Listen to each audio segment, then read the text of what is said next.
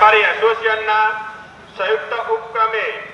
વિકસિત ભારતના નિર્માણ માટે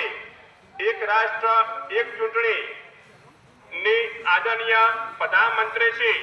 નરેન્દ્રભાઈ મોદીજીની પહેલને પ્રોત્સાહન આપવાના પ્રયાસોના ભાગરૂપે